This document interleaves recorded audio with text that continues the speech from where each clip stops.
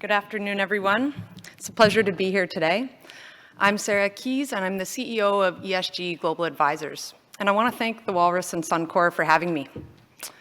So of the $125 trillion needed to transform our global economy to achieve net zero by 2050 and avoid the worst impacts of climate change, about $32 trillion of that is going to be required to be spent by 2030.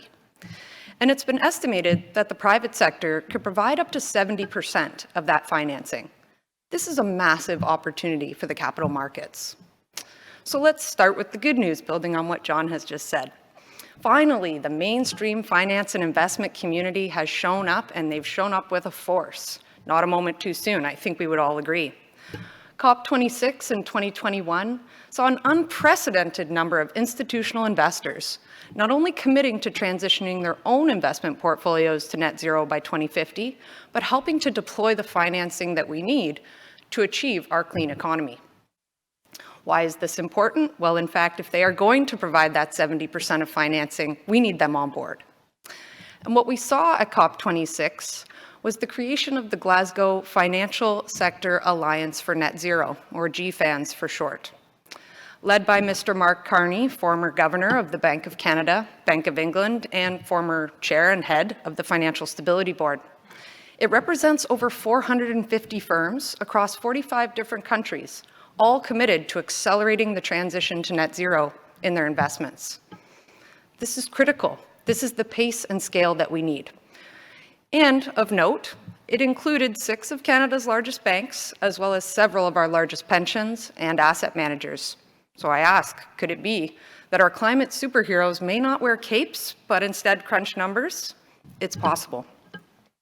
But here's the challenge. Now that everybody has shown up, mainstreamed, that they want to be a part of this solution, this is where the rubber hits the road. Now what? What's our plan to get there? A lot of big commitments, and now it got to be put into action. After all, if we really think about what net zero means, we need to keep our North Star in mind. That's limiting global warming to 1.5 degrees above pre-industrial levels to limit what we know is irreversible, catastrophic, and the worst impacts of climate change. So, given that means we need to translate and transform just about every way we live, eat, work, travel, and invest, I don't think 2050 is that far away.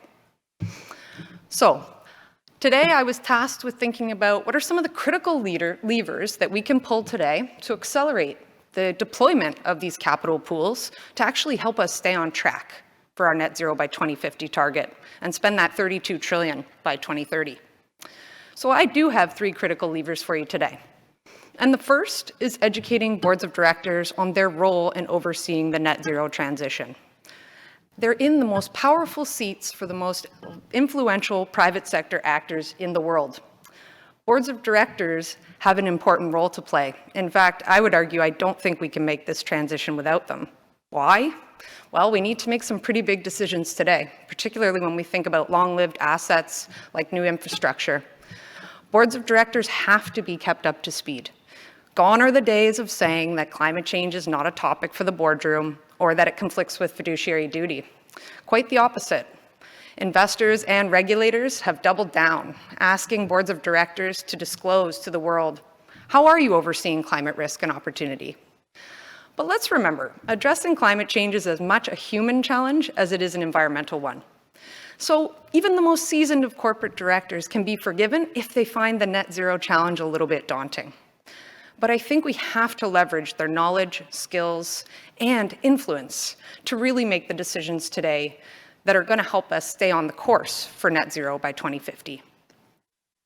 My second critical lever for change is establishing clear price signals. Without a concrete global price signal, the capital markets have no way to universally price in climate-related risk and opportunity into the valuation of companies.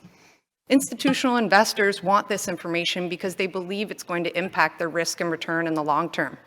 And companies themselves need this information in order to be able to price climate-related risks, translating them from something qualitative into something hard and fast, things they can think about when they're trying to diversify business models, set long-term strategies, enter new markets, and yes, make big infrastructure investments.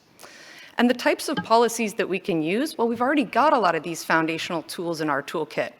They include things like putting a price on carbon, whether through a tax or cap and trade system, but they also include valuing natural capital. Because in the net zero transition, the most effective way to measure it is to measure what matters. And that's not only GHG emission sources, but also sinks. And my third and final lever is mandating climate change disclosure for companies. Now, I'm an accountant, and the old adage, what gets measured gets managed, has never been truer when it comes to the topic of climate change. In fact, consistent and comparable disclosure is the very foundation and bedrock of our capital markets. So investors are looking for this information from companies in order to deploy that capital. And they need that consistent and comparable disclosure to be able to tell the difference between companies. And fundamentally, we've seen some pretty exciting developments in this area. Both in Canada and the US, our regulators have moved to propose new mandatory climate change disclosure rules. This will create significant progress, as companies are forced to be more transparent about how they're managing climate risks, capturing new opportunities, and preparing for the net zero transition. They're now going to be able to compete on the basis of climate action. This is a critical part of the puzzle. And fundamentally, I think, when we think about it at a global scale, we've also seen the creation of the International Sustainability Standards Board.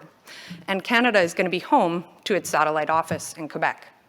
And while many of us may think some of these reporting developments are way overdue, I think we could all agree they're happening at a critical time in the fight against climate change.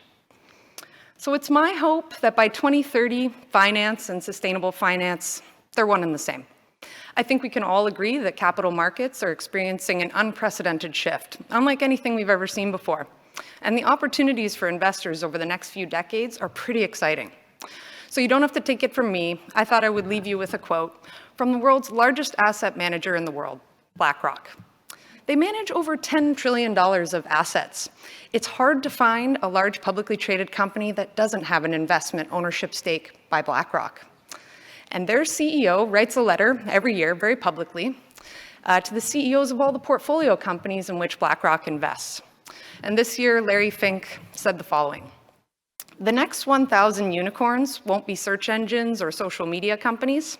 They're going to be sustainable, scalable innovators. They're going to be the startups that help us decarbonize our economy and, importantly, help make the energy transition affordable for all consumers." So I think it's safe to say the race to net zero has officially started in the capital markets. Now let's hope we cross that finish line in time. Thank you.